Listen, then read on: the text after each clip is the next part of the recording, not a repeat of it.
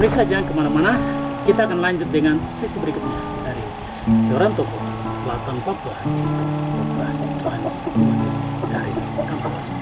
Nah, soal Merauke sehat ini kita semua harus terlibat, dan ini pekerjaan rumah besar kita. Pekerjaan rumah selamatkan ya warga Merauke supaya Merauke menjadi rumah kediaman yang sehat. Merauke menjadi istana kediaman yang sehat, di mana kita hidup dengan sebuah kepastian kita sehat dan kita bisa melakukan segala pekerjaan-pekerjaan besar kita. Pemerintah memandu rakyatnya melakukan hal-hal yang mengantarkan kita ke tahap-tahap perubahan yang berikut. Jadi doa saya bahwa para pimpinan daerah yang ada di sini sehat-sehat, supaya dengan kesehatan yang ada bisa ikut terlibat ya, merasakan kesulitan masyarakat lalu mencari solusi untuk membantu warga masyarakat. Kalau ini dia membludak, rumah sakit kita ini rasanya daya tampungnya ini bisa bermasalah seperti Jakarta sekarang gitu. Jadi sekarang sudah mulai diantisipasi kemungkinan membludaknya angka yang terkena virus ini, lalu daya tampungnya bagaimana? Ya walaupun ada solusi bahwa mereka melakukan penanganan di rumah masing-masing gitu. Tetapi ya juga berpotensi kalau dia berkembang, ya satu isi rumah dan tetangga di situ juga bisa bermasalah. Ya, sebelum COVID ini datang, Kementerian Kesehatan Republik Indonesia pernah menyampaikan ya visi dan misinya dengan mengatakan Indonesia sehat tahun sekian. Jadi saya berpikir jangan sampai ini menjadi indikasi bahwa pada tahun tertentu Indonesia akan mengalami serangan. Komitmen untuk Indonesia sehat itu akan mendapat tantangan serangan yang sekarang sedang berjalan. Itu sudah menjadi visi dan misi Kementerian Kesehatan pada saat itu, yaitu Indonesia sehat tahun, kalau nggak salah 2020, kalau saya lupa ya. Tetapi ini pernah Menteri Kesehatan sampaikan itu Indonesia sehat tahun 2020. Lalu kita jabarkan bagaimana mengaplikasikan Indonesia sehat itu. Kita mulai adalah setiap insan warga Indonesia yang ada di kampung-kampung sehat.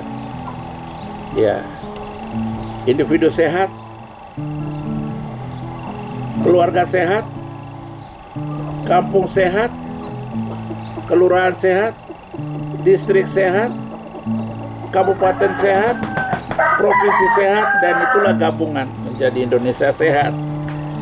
Nah, sekarang situasi bahwa kita sedang dilanda COVID yang sudah merelakan kepergian banyak saudara karena terserang virus.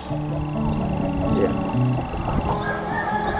Berarti antisipasi kita untuk tetap menjaga komitmen Indonesia sehat itu tidak kita jalankan dengan baik. Kadang kita anggap sepele. Iya. Tapi apa yang disampaikan saya anggap itu sebuah nubuat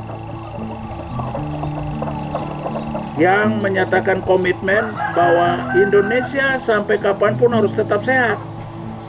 Tapi sekarang dari 250 juta penduduk Indonesia sudah berkurang berapa? Kita sendiri sampai sekarang belum tahu. Sudah ada sensus kembali karena proses lagi berjalan. Merauke saat ini saya tidak tahu sudah 300 ke 400 yang terindikasi. Moga-moga dalam proses penanganan ke depan ya banyak yang bisa diselamatkan gitu. Ya. Dan yang berikut ada catatan-catatan yang saya dengar dari salah satu dokter di Rumah Sakit Bunda. yang ada seorang ibu hamil, dia datang melahirkan, terindikasi, tetapi kemudian oleh keluarganya marah-marah. Yang begini tidak boleh terjadi. Karena mata kita ini, sekalipun mata suanggi, itu tidak bisa lihat itu penyakit itu. Virus, unsur yang tidak ketangkap oleh kemampuan mata kita, kecuali ada alat bantu untuk kita mengetahui dengan tanda-tanda fisik atau tanda-tanda medis yang ada. Jadi saya harap kepada saudara-saudara, dan juga saya harap kepada para tenaga medis yang melayani, mari kita jujur sama-sama. Pasien, dia kalau memang terindikasi, ya ikhlaskan untuk ditangani lebih lanjut, supaya Anda jangan menjadi sumber ya estafet untuk ya saudara-saudara berikutnya. Lalu yang berikut, bahwa pendalaman pemeriksaan terhadap pasien ini menjadi penting, sehingga secara fisiologis itu mereka tidak terancam. Apalagi medsos sekarang banyak sekali menyebar berita yang kemudian membuat mereka mau datang ke rumah sakit, atau sudah panas, sudah batuk, sudah pilek, nggak mau pergi karena takut dia akan ditetapkan sebagai ya sudah ada indikasi COVID. Ini trauma fisiologis yang sedang berada di tengah-tengah kepastian antara penanganan penyembuhan dan juga bertahan. Ya. Jadi carilah cara solusi terbaik yang jujur, supaya masyarakat yang benar-benar terindikasi tidak usah tolak. Lebih baik ya, karena ada pepatah tua bilang begini, lebih baik mencoba daripada mengobati. Kalau penyakit bisa diobati, kematian tidak bisa diobati. Tidak ada obat untuk menyembuhkan kematian. Ya. Jadi itu catatan. Sayang, Tuhan tidak kasih keistimewaan kepada siapapun untuk dia punya cadangan nyawa banyak sekali. Jadi kalau satu COVID sudah ambil lah, kau ambil sudah. Saya masih ada banyak di kantong ini, saya ada bawa ini. Tidak ada itu. KTP yang satu ini sekali seumur hidup. Begitu selesai masa berlaku sudah habis. Tidak ada lagi kita datang ke kantor catatan sipil. Tuhan ada pesan, bikin lagi saya punya supaya hujat. Tidak ada yang begini. Ya. Jadi itu catatan saya untuk kita semua, jangan bermain-main dalam situasi seperti ini. Mari kita tegakkan kepatuhan, tegakkan kedisiplinan, tegakkan super kewaspadaan, ya, supaya benar-benar kita menjadi kelompok pemenang yang mampu melewati krisis yang sedang ada di sini, bahkan di seluruh dunia. Kita mau pergi kemana? Kecuali satu, jadilah titel DRA Dr. Anda dan DRS Dr. Andus. Apa itu titel daerah? Di rumah aja. Dokter DRS itu di rumah saja. Karena jadi titel daerah dan DRS, keselamatan ya bisa kita jamin. Ya. Tetapi kita sudah jadi daerah dan DRS, kalau tamu datang juga, ya tetap jarak itu harus tetap dijaga gitu. Jadi kita sendiri sudah jaga baik-baik, ada kawan datang lagi. Sudah, kau ada rokok kah? Baca, kau ada ini kah? Ya, lama-lama lupa semua protokoler dan selesai semua. Jadi hal-hal seperti ini harus diwaspadai, dan potensi-potensi pergaulan-pergaulan dan segala macam itu harus diupayakan supaya kita bisa jalankan prinsip Indonesia Sehat itu mulai dari individu, warga kita sehat, keluarga kita sehat, kampung kita sehat, distrik kita sehat, kabupaten kita sehat, lalu provinsi Papua sehat, dan itu gabungan dengan provinsi-provinsi lain menjadi Indonesia Sehat. Kita tidak tahu sampai kapanpun, tapi proses pencegahan ini harus menjadi proses masif yang tidak bisa ditawar-tawar oleh siapapun, ya. Karena Anda tidak memiliki kekebalan apapun, ya. Kita sekarang lagi suntik dan segala macam, banyak sekali catatan-catatan yang muncul dengan vaksinasi dan segala macam. Dan memang ini yang harus dijawab oleh pemerintah, memberikan jaminan bahwa vaksinasi itu tidak ada efek negatif, ya. Kalau ada efek negatif, ini yang membuat mereka tidak mau vaksin. Yang vaksin aja kemarin kena, nanti bilang apa garansinya? Tidak ada garansi. Yang kemarin baru ada lagi berita-berita lain di sana. Nanti sekian tahun yang sudah terima vaksin akan mati. Ini kota kecil ini dia sedang mengganggu masyarakat. Karena seringnya buka-buka ini kita bagi-bagi di grup dan segala macam. Ya inilah yang membuat upaya-upaya yang pemerintah sedang lakukan ini itu tidak bisa dijalankan. Ya, tapi bisa juga kalau ada jaminan paten bahwa tidak ada masalah. Oke, mereka akan berduyun-duyun. Sama dengan orang kelaparan yang dikasih makan dan mereka semua berbaris untuk dapat bagian. Ya. Jadi harus dijamin, pemerintah harus jamin bahwa hal ini, ya, tapi jangan nakut-nakuti. Nanti kalau kamu tidak vaksin, nanti kamu tidak dapat bantuan, Nah, penyakit begini itu tidak boleh. Berikan dia jaminan bahwa ini, kalau saya lebih setuju, katakan bahwa ini upaya manusia.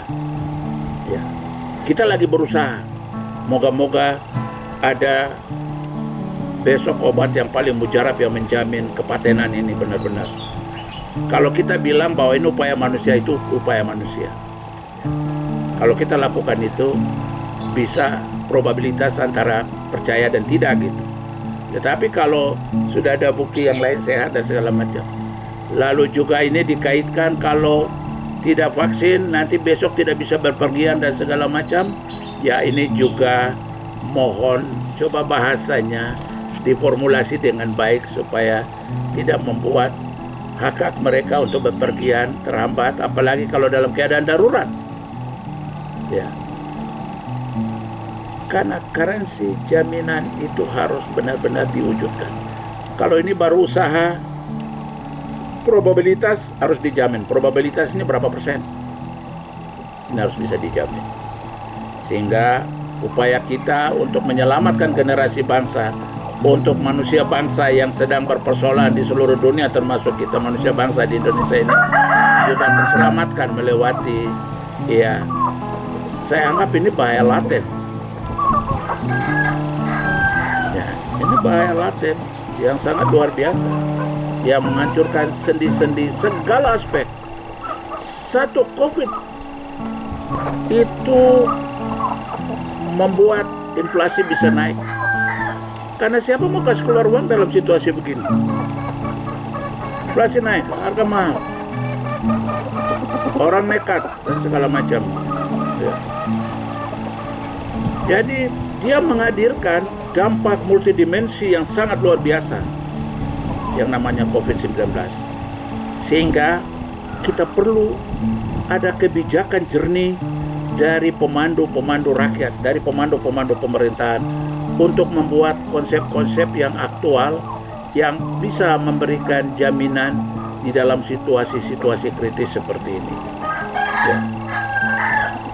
Saya kadang-kadang juga berhadapan karena jadi orang baik itu persoalan, jadi orang pelit juga persoalan. Ini buah si malakama juga. Jadi orang baik juga persoalan, jadi orang pelit juga persoalan. Tapi orang baik biar kita bilang tidak ada pacet, pasti uang tidak ada pun suaranya. Ya. Tapi yang namanya sudah menjadi semacam ini pribadi saya selaku ini, ya mau tak mau. Pertanyaan saya hanya satu. Kalau saya tolak dia, lalu siapa yang akan layani dia? Ya, daripada dia berkeliling hanya karena satu hal itu, kalau saya ada ya saya atasi. Itu pribadi saya seperti itu di kemudian hari. Prinsip saudaraku semua, kita harus sehat. Karena kalau kita semua sehat, seluruh komunikasi yang kita lakukan lewat jalan-jalan, lewat kapal, lewat udara. Karena dia mengangkut manusia. Kalau ada manusia bermasalah dengan COVID, pasti dia adalah pembawa virus yang akan dijangkitkan kemana-mana gitu. Sehingga kita harus mulai optimalkan setiap individu, warga harus sehat, supaya ya visi misi Indonesia sehat itu semakin konkret untuk kita jalankan, karena prevalensi dari angka penderita yang terkena virus ini semakin berkurang. Moga-moga pada suatu saat kita akan tiba di mana tidak ada lagi penyakit ini. Sampai orang sudah menyerah bilang, ya mari kita hidup berdampingan dengan COVID. Karena itu tanda-tanda sudah menyerah. Iya, ya udahlah, aku mau apa sudah terserah gue. Ya kita siap aja gitu. Tapi itu satu sikap yang konyol. Ya, masa kita tidak bisa cari solusi? Dulu ada wabah di selatan Papua Selatan, gonore, kolera, diare, yang orang Marin bilang itu tik, tapi mereka bisa atasi dengan obat tradisional. Dan salah satu saya masih hidup ini, dari turunan yang pernah terlanda oleh kolera, disentri, kemudian ya diare, dan sangat luar biasa pada saat itu. Orang Marin perkampungannya banyak meninggal pada saat itu. Tapi mereka punya obat antisipasi tradisional. Mereka bisa menyelamatkan ya keluarga-keluarga sehingga masih ada generasi penerus orang Marin di tanah kelurahan ini. Ini pernah terjadi di tanah, termasuk asmat kolera tahun sekitar 50-an. Kampung-kampung asmat yang besar juga dilanda oleh penyakit ini. Disyukur Tuhan tidak diam. Tuhan juga bercampur tangan untuk mengakhiri ancaman virus seperti ini. Iya, saudara-saudara, itu ajakan saya selaku tokoh yang ingin kita semua sehat sama-sama. Saya selaku tokoh yang pernah memandu kamu semua di negeri ini masih sehat, tetap menjadi manusia yang berguna untuk daerah ini, untuk masyarakat kita di kampung ini.